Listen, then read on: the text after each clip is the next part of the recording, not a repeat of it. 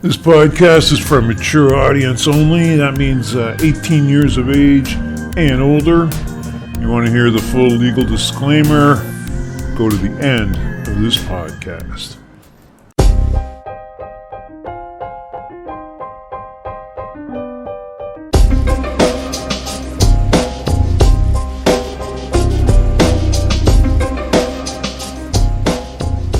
Welcome to our Wicked World, Addict Radio. I'm your host, Telegram Sam, and this is episode number Lucky 13. And a few things have been happening. Finally got the show onto Patreon. Got approved by them with a few provisos about the kind of shit we can discuss. But everything worked out fine in the end. And check it out at patreon.com/ourwickedworld.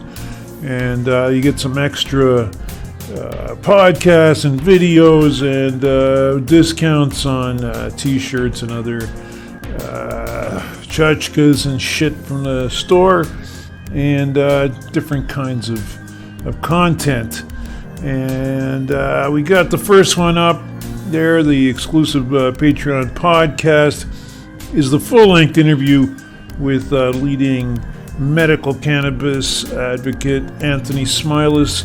We have one of our usual fucked up conversations that actually turns out to have some useful information.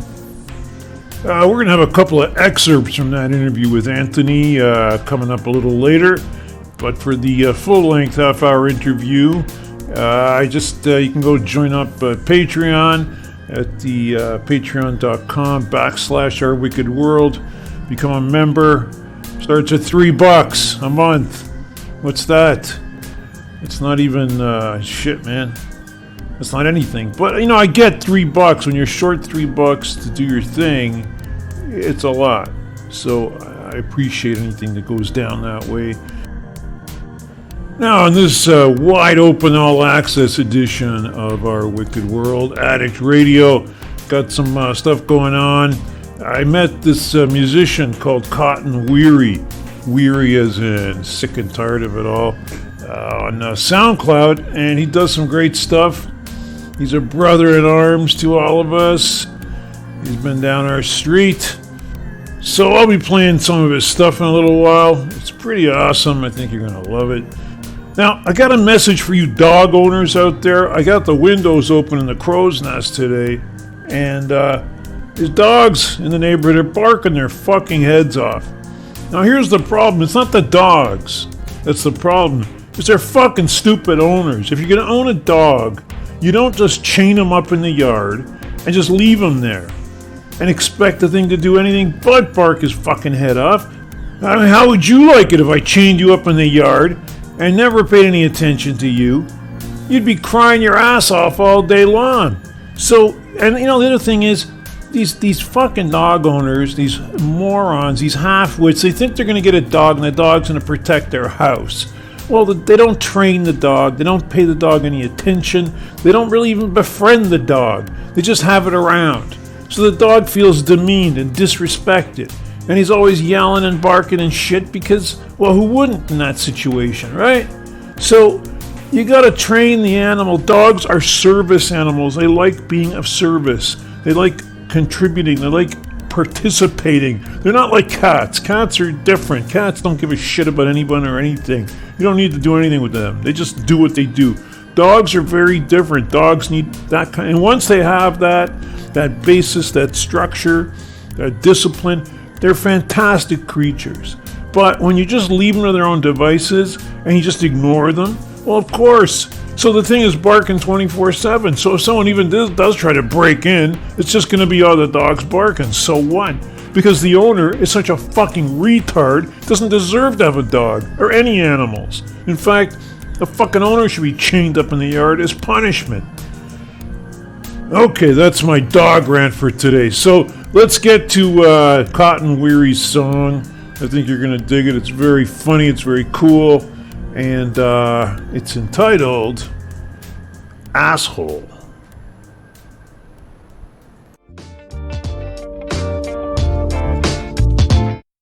Yeah, we're cruising. Feel the wind and the boozing.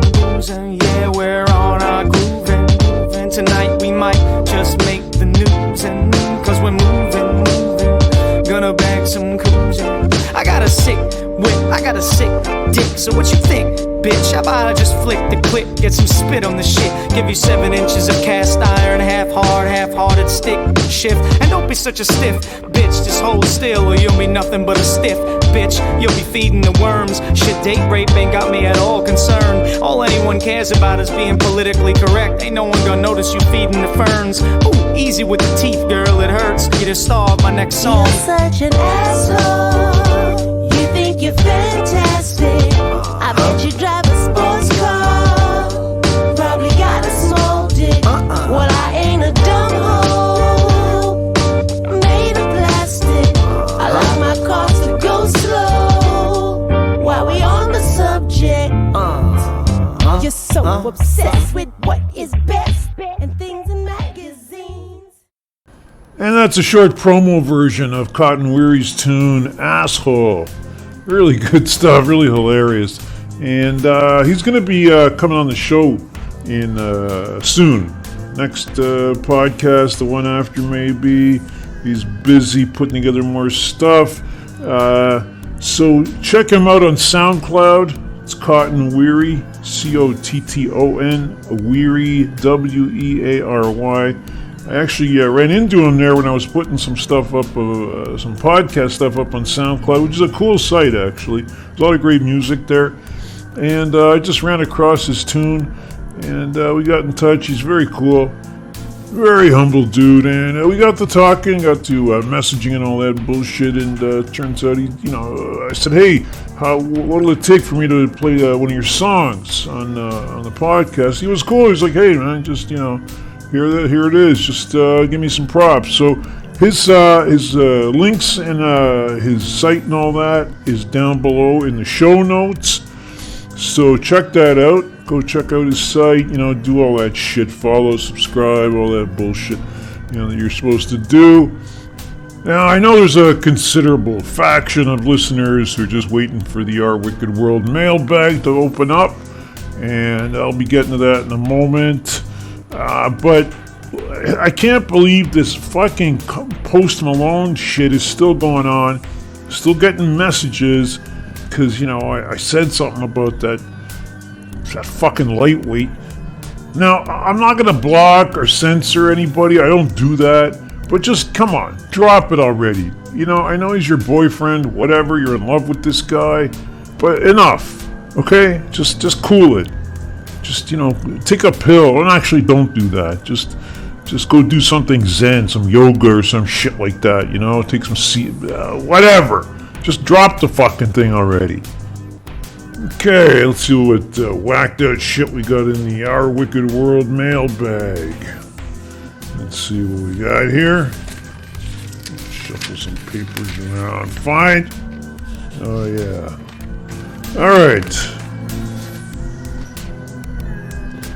Alright, Jassy is writing from Dublin, Ireland. And I think Jassy's a girl, judging from the emojis. She says, I was addicted to pills for some time. I don't want to say how many years, but quite a few. Okay. She goes on to write, do you know or have you ever known about a drug dealer that was actually a good person? Thanks, Jassy in Dublin, Ireland. Love your show. Keep it up. Sometimes it helps me get through the rough nights. Well, thanks, Jassy. That's very kind of you to say so. Have I ever known a drug dealer that's a good person? Well, it's just a job like any other in many ways. I mean, I'm assuming, like you're saying, some small time, just street level drug dealer that your average person runs into, not like the Sackler family that, flooded the U.S. with opioids and made tens of billions of dollars in profit, or the Drug Enforcement Administration, better known as the Drug Empire of America. I mean, they're a whole other level of drug dealer. But as far as your regular sort of run-of-the-mill drug dealer goes, I'd say, yeah, there's been some good ones I've known. As a matter of fact, when I was living in Brooklyn some years ago, quite a few years ago now, there was a guy I knew who was actually a Hasidic Jew, and let's call him Mo. That wasn't his real name, but close enough. And he had a taste for the rock, for crack, which seems to be amongst some Hasidic circles. This is just my observation. I have no statistics to back this up, but it seemed to be a drug that was particularly popular amongst the Hasids I knew hanging around the neighborhood. Anyway, Mo got pretty offended when the quality of the rock in the neighborhood down along Greenpoint, down around Manhattan Avenue, those of you who know the area, the stuff just went really downhill, just cut with a lot of garbage, a lot of industrial kind of cheap amphetamines and stuff like that. And Mo decided to take the situation in hand, and it didn't really belong, turf didn't belong to an organization or any kingpin or anything. It was just kind of like whoever happened to have shit and was around. It was kind of disorganized. Some days there'd be nothing. And I was never into rock myself. I never liked the stuff, but there was a lot of $5, $10 pieces, $20 pieces, kind of went like that, right? On that level. A $50 piece was a rare sale. People were just kind of casually picking up nickels, dimes, whatever, what have you. So Mo, this guy I knew, he actually hung around the pool hall where I hung around. Sort of, it's like one of those things you get involved in, billiards, right? Anyway, he said, you know what, I'm going to fix this fucking situation. So he disappeared. He went to Manhattan, looked up some guys he knew, through some, had some contacts or whatever. He comes back with a big fucking chunk. And he says, I'm going to fucking straighten this shit right out. People deserve to get what they pay for. And he was a very ethical dealer. In fact, I ended up working for the guy because, he got so popular, they needed people to help him. And we covered a few corners up and down the main drag there. And all the way down to the ferries. We'd be hanging around the ferry dock there, near Greenpoint. So, we became known as Handshake Mo because his handshake was all you needed. It was what they call bankable. And he got so big, in fact, that because, see, the way he did it was he employed and partnered up with, it didn't matter your background, because most gangs, are based on some ethnic, language, race, whatever, nationality. Mo didn't care about that stuff. If you were willing to, stand do your job at the corner and not fuck off someplace for hours on end where people are looking for you and end up going somewhere else, or you do all your product, if you were willing to just behave yourself and put the shit out, not rip people off, not fuck people over, answer your calls.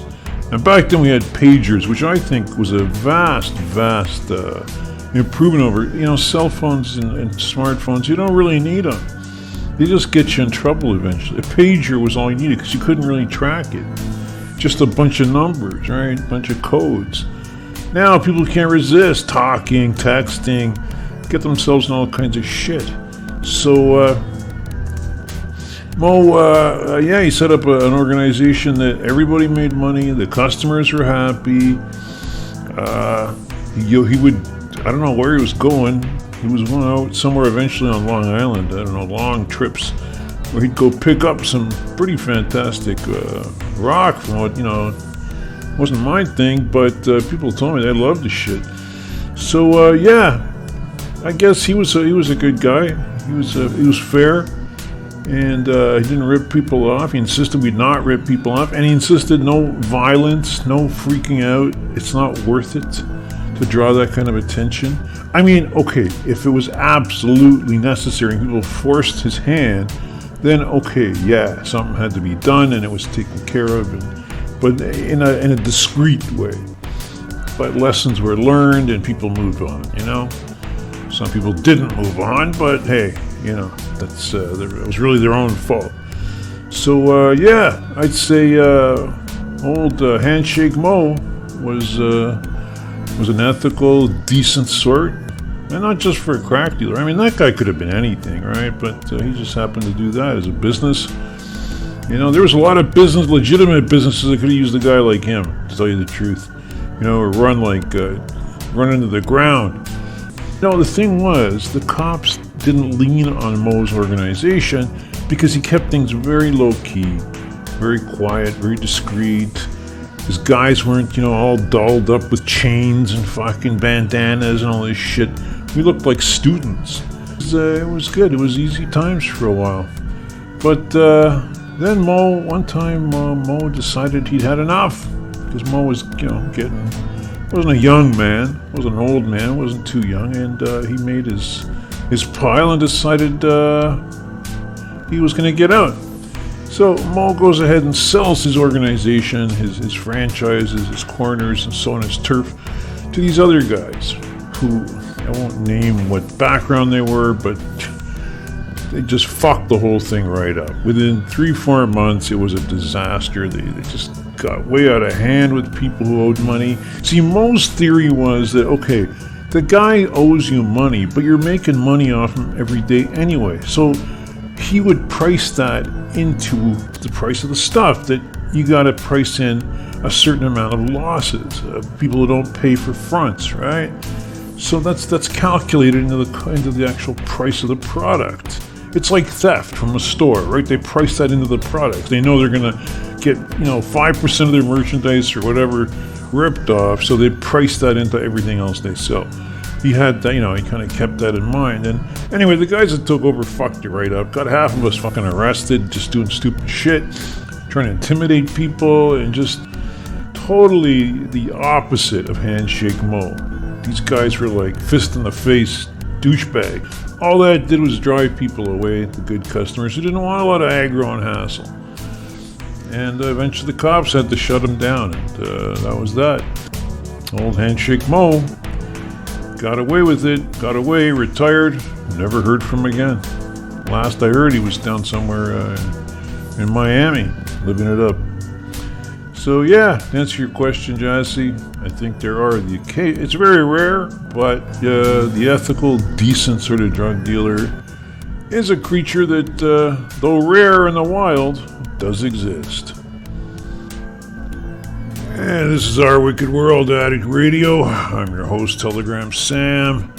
Now let's get to a bit more music, and we'll be back in a flash.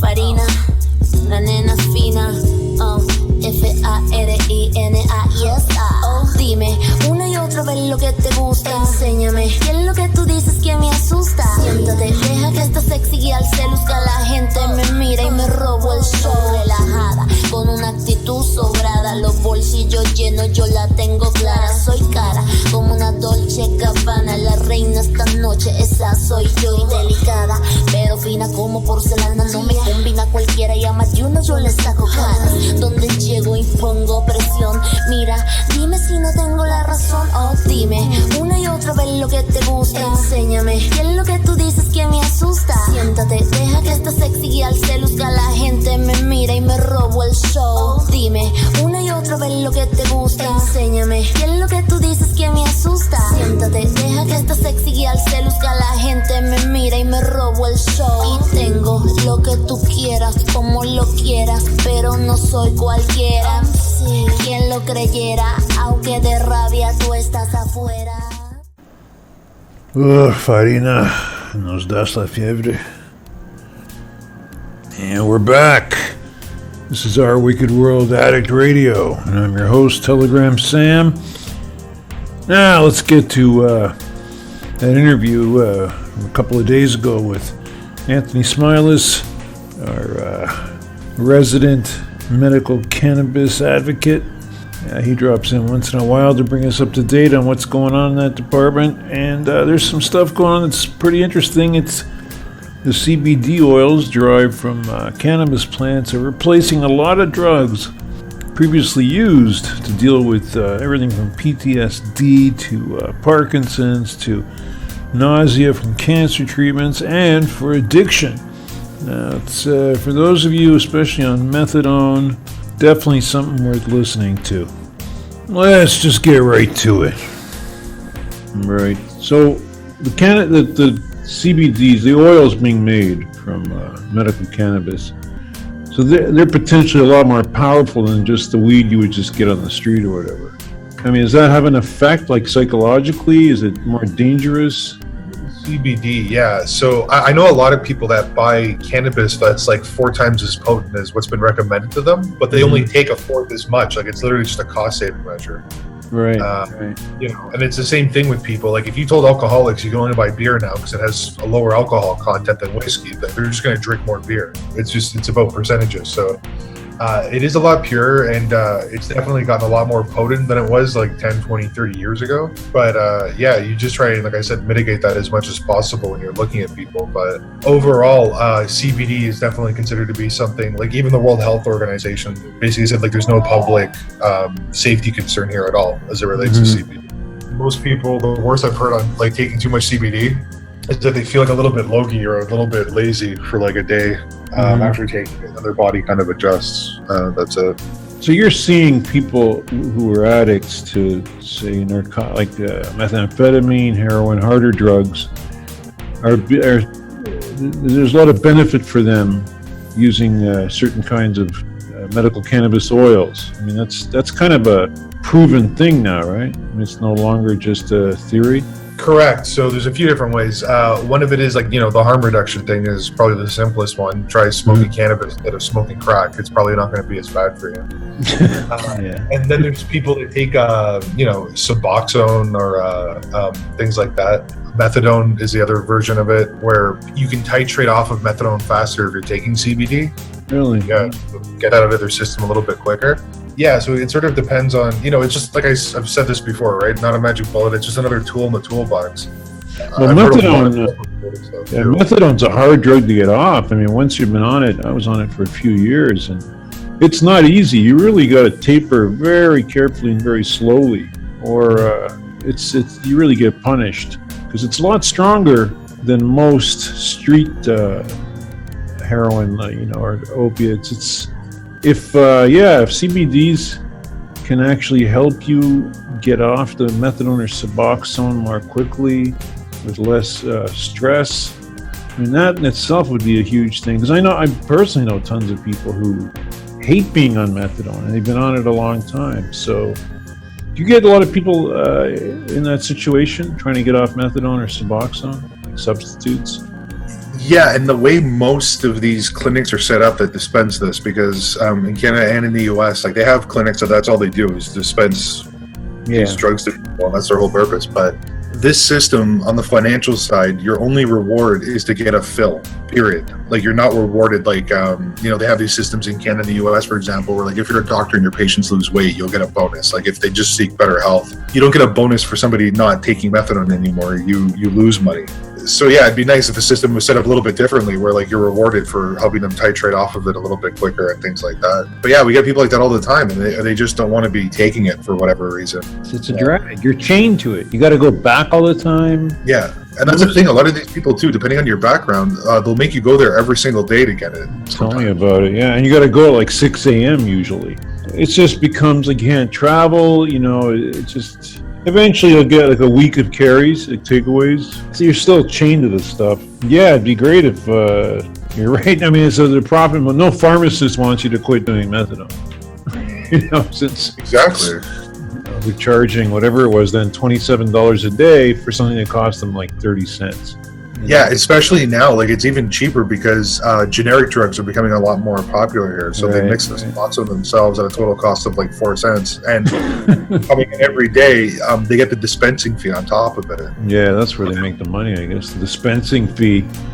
Or like meds check review. There's $40 just to go through your medication list every few months and make sure nothing interacts. But just to go through and see that nothing does is the same charge as if there is, right? Like you piece all of these things together, and governments here won't really cover cannabis, right? But they'll cover methadone. There's the other thing we were going to talk about was, I got, last show I was talking about gateway drugs and how Russell Brand and writer Gabor Mate said there's no such thing, and that it's all about childhood trauma, which I agree. But you know what? It's like no shit, Sherlock. Anyone walking around the planet is going to have some childhood trauma. It's kind of like being part of being human. But I mean, gateway drugs we were talking about earlier, it's a complex subject, but I think they do exist for some people, not for everybody. But like we were saying, I don't think weed is a gateway drug. I think it's like an anti-gateway drug. It might prevent the gateway. Not everybody that I met who smoked weed was, a good person, but definitely the bulk of them were compared to other drug cultures that I've interacted with in my life or, seen at work and things like that. Their behavior is not like, a crackhead or something or a junkie. Different. No, like, and even if you look at something very simple like sharing, like I always found pot smokers very like, hey man, you want to take a hit off of this? Whereas like people who like brought coke to a party were like, do you have a room like that's soundproof? Walk on it. But I think there's one other person with me that I know, and don't tell anybody else what I'm doing, please. Like, it's part of society, right? Whereas when you're a pot smoker, it's a little bit more communal, I find. But again, that's just my own limited experience. But I think that's generally true culturally. I mean, it's got that reputation as being communal and sort of Woodstockish, and all that. It's like the social drug. Like no one does heroin socially. Like goes to a party, Doesn't really work that way. And the culture isn't there for the most part either. Like people wear like weed T-shirts or like a cannabis leaf on it. Like nobody really goes with heroin, where it's just like a needle across your chest. And you're like, I'm a proud heroin user. Most people I think put that on the DL more, but I think that honestly is more like is very indicative too of what kind of drugs they are compared to each other. Like when you're using cannabis. I had this person I used to work with make this analogy where he's like, those girls on wild videos, they're all drinking alcohol. Mm-hmm. He's like, if you try to do that with pot smokers, it would just be girls in their pajamas talking in a room. It would be the most boring thing in the world. Like, just like messing with, Snapchat filters on their phones and like eating and like, that's it. That's the whole video. I was saying earlier, I mean, it's also generational. Like when I was a kid, men smoking weed was considered kind of effeminate and gay, and it doesn't make you manly. You don't want to fight and drive drunk and beat people up and beat your wife and kids and, all that shit. Like, you just want to, like, sit around and, giggle and eat pizza and stuff. And they found that offensive because it's also Eastern. It's not really a white man's drug. Alcohol, pills, that kind of thing. It was considered manly. And then it would make you kind of, violent and dangerous. Those are the valued kind of social behaviors back then. So that was a little bit of an excerpt from a conversation I had with our leading medical cannabis advocate, Anthony Smilas. You can hear the full interview on the new Patreon page. That's at patreon.com/Our Wicked World. And there's some other stuff there, videos, and I'm going to be putting up some pictures and a few articles and stuff, and a couple of warnings about the DEA. I know I go on and on about them, and some people go, yeah, whatever. But you know what? There's people getting busted for bullshit like selling, some friend or neighbor a few oxys, and then the DEA comes in. They say, you're involved in the drug trade. They take your house, your money, your car, send your kids into care, CPS. You're fucked. And you know what? This is under suspicion of being involved in the trade. That's not convicted. That's just charged. Not even charged. It's just being suspected of it. you lose everything. It's called the forfeiture law, and that money goes straight into the DEA's pockets. It doesn't go to the government or anything like that. They keep that to, defray costs, as they say. In other words, buy that new vet. It's a totally rotten to the bone organization. Everyone knows it in DC. Instead, they're just jacking off with each other instead of doing some real work and getting rid of these motherfuckers. The drug empire of America. They've done more to murder and destroy people than fucking 1,000 cartels. They're the worst cartel going. Anyway, this show's run a bit long today, so I'm going to put up now, we're going to finish with the longer version of Cotton Weary's tune, Asshole.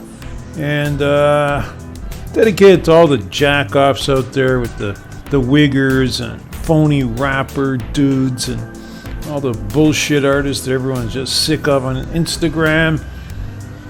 You women especially, you know the type.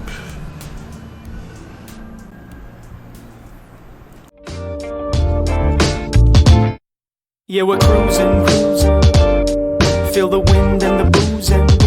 Yeah, we're on our grooving. Tonight we might just make the news, and cause we're moving. Gonna bag some cruising. I got a sick whip, I got a sick dick. So what you think, bitch? How about I just flick the clip, get some spit on the shit, give you 7 inches of cast iron, half hard, half-hearted stick shift. And don't be such a stiff bitch, just hold still or you'll be nothing but a stiff bitch. You'll be feeding the worms. Shit, date rape ain't got me at all concerned. All anyone cares about is being politically correct. Ain't no one gonna notice you feeding the ferns. Ooh, easy with the teeth, girl, it hurts. You the star of my next song. You're such an asshole. You think you're fantastic. I bet you drive a sports car. Probably got a small dick. Well, I ain't a dumb hoe. Made of plastic. I like my cars to go slow. While we on the subject, you're so obsessed with what is best and things in magazines. Those who've been blessed with massive breasts, you know it's way too keen. I know you got a dream, Miss Lady, but the world just doesn't need more actresses. No more half-ass activists, half off the drinks after hours at the club with the managers. Come on, Karen, let me carry that. I can manage it. I'm the alpha male, a fucking caricature. So what up, baby? My name's Davey. I'm a gangster rapper and I ain't lazy, so I'm better for you than that other man. Was just a bit shady. Oops. Shouldn't say that word, it could get me in trouble. Shit, yeah, word, but I ain't here to really talk greasy. Come on, just hop back in the car. You can't possibly walk easy, not after what we done. Just take it easy, like you took it easy, like you took it easy. You're such an asshole. You think you're fantastic. I bet you drive a sports car. Probably got a small dick. Well, I ain't a dumb hoe. I like my cars to go slow. While we on the subject, you're such an asshole. You think you're fantastic. I bet you drive a sports car. Probably got a small dick. Well, I ain't a dumb hoe. You know? Made of plastic. I like my cars to go slow. Good for you. While we on the subject, Congratulations. you're such an asshole. That I am, baby. Think you're fantastic. That I am. I bet you drive a sports car. Corolla, actually. Got a small dick. And it ain't small, baby. 7 inches soft. 7 inches hard, but I mean, I never heard no complaints. You know, none that I believe. This podcast is for mature audiences only, meaning 18 years of age and older. Nothing said during the course of this broadcast should be construed in any way, shape, or form as medical advice or legal advice or personal advice or advice of any kind regarding the subjects discussed or the taking of drugs or other consumable substances. If you're considering using drugs or breaking the law, make sure you understand all the legal and medical ramifications and that you consult your doctor and your attorney.